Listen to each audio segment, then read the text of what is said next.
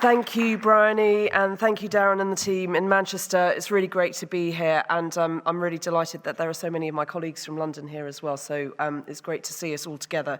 So I was a bit over-ambitious when I thought about what we might talk about in 15 minutes this morning and wanted to talk about maternity and children and so on, and actually I'm going to limit it to talking about socioeconomic deprivation and surgical outcome in adults, to focus on some work that we've been doing over the last few years and some work that we're going to be doing over the next few years. So here's the problem, and we are all familiar with these sorts of graphs, made famous really by the work of Michael Marmot at UCL and many, many others as well, showing the relationship between socioeconomic deprivation and life outcomes.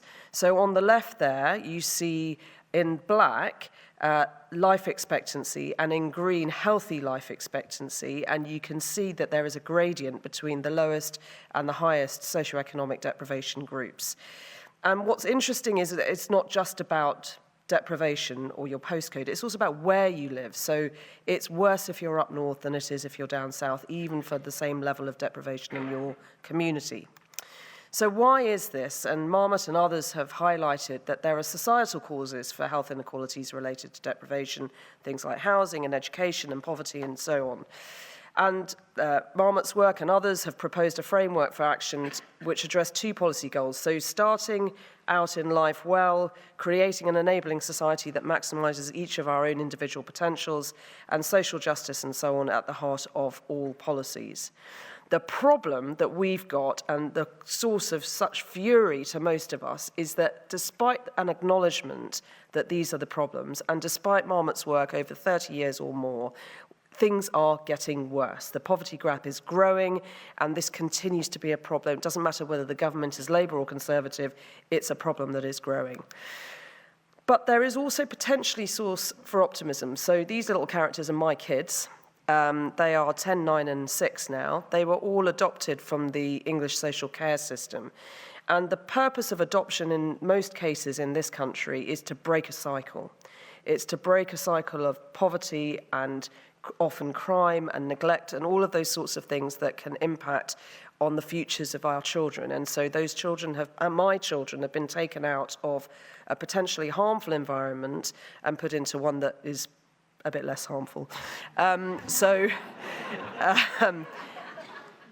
try and give them a good chance in life. And so basically what I'm trying to put here is, do we have the opportunity in healthcare to break a cycle about what is happening to people in the rest of their lives? Now, why is this my problem? My background is as an anaesthetist and an intensive care doctor. I put people to sleep. I keep them asleep. You know, why is this my problem? Well, so perioperative care is a big deal. So every year in the UK, 400,000 people will develop cancer, about 300,000 people will have a heart attack or a stroke. But in the same year, 1.5 million people will undergo major surgery, not day surgery, major surgery. About 10 million people have an operation of some sort, but 1.5 have major surgery. And of those, 15% will develop a complication. So that's nearly 250,000 people a year. And post-operative complications, which might be a chest infection, a wound infection, a blood clot, or anything else, they're associated with reduced long-term survival and health-related quality of life in the long term, not just the 30 days after the operation. Now, this is at the interface of safety and clinical effectiveness. So why is this a safety issue? The key reason that it's a safety issue is because a lot of these complications are avoidable. This is avoidable harm. This is where we can intervene as clinicians and scientists to try and change the trajectory for our patients.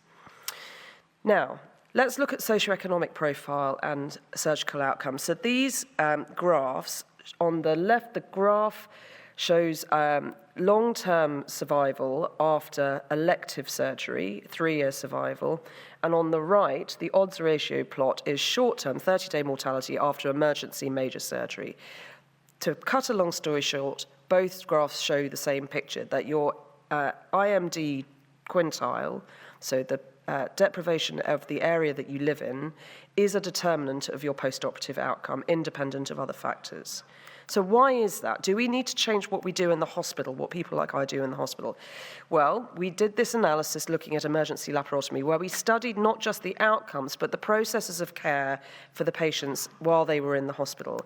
This is a very complex picture that you're not supposed to understand, but this is a directed acyclic graph, just showing the complexity of all of the different things that might play into why a patient has a particular outcome or not. So it is very, very complex. But we do know things that make things better. We know that consultant-delivered care makes things better. We know that giving the antibiotics sometimes makes things better. And what we found in this study is that the differences in outcome for patients who came from poor backgrounds or wealthy backgrounds was not explained by hospital-level structures or processes of care. So the patients actually in the more deprived areas, living in the more deprived areas, tended to get better care than some of the patients living in the more affluent areas because they're often in city centres where there are big teaching hospitals and that sort of thing. So again, why is this my problem? It's not about what happens in the hospital, so why is this my problem? Well, because the mechanisms by which patients might have worse outcome if they come from deprived backgrounds are affected by a whole bunch of different things that are in the wheelhouse of anybody that is involved in perioperative care. So stuff that we generally think about. So as an anaesthetist, we assess fitness for surgery. And obviously, as you grow older and your biological age grows, your risk of an adverse outcome grows as well. So, that stands to reason. Long-term condition management. There's a big difference between the risk of a patient going in for surgery if they have diabetes or not, full stop, but also if that diabetes is well managed or not, full stop. Then there's a whole bunch of things that we as clinicians tend to not think about very much. Health literacy, patient activation, so how engaged the patient is with their own health care, and their own health behaviours, things like smoking and so on. And I'll come on to that in a moment. And of course, as with all health inequalities, there's intersectionality with other protected characteristics and so on as well. So let me give you a case in point, smoking prevalence. So these are data in the public domain about smoking prevalence across IMD deciles in the general population. And it's extraordinary seeing that 20%, 22% of patients in the poorest communities continue to smoke cigarettes, when the overall average for England is 12%, and in the least deprived areas, it's only 6%. So despite the high cost of buying tobacco, the prevalence of smoking is much, much higher in poor areas and in also other marginalised groups, the unemployed, people with some other areas of intersectionality, and again, north of England, the geography makes a difference. Now, you look at how we, as clinicians, might be able to intervene in that, and we don't do it. This is data from a study that my team lead, which has looked at the care of over 60,000 patients being treated for having big operations across the country. And this is the proportion of current smokers who were offered smoking cessation therapy in the run-up to their surgery. 75% of them were not even offered it, let alone how many of them might have taken it up. It's extraordinary. This is such a missed opportunity. Another case in point, physical activity. Inactivity is much, much more common in deprived groups, and inactivity means that you are deconditioned and you are less likely to survive your surgery. And again, there's intersectionality there, and the impact of the pandemic on people from deprived groups in terms of their activity was so much more pronounced than it was for those of us who are in more affluent groups. And the recovery from that has been incomplete. So people who were in poor areas did less, and their trajectory back to doing more has been worse. Access and activation. We all know that one of the sources of health inequality in healthcare in general is access. People who come from deprived backgrounds, some communities, ethnicities, and so on, don't access healthcare in the same way as others. And there are these structural biases in the design and delivery of healthcare. We've just heard about some of them in the prison system, but they are across society as well. Self-management of long-term conditions is much worse in deprived patients. But there are opportunities for hope. There are enablers to self-management that we know about. Now, if we look at surgical patients specifically, all of the same things that are true in society are true in them.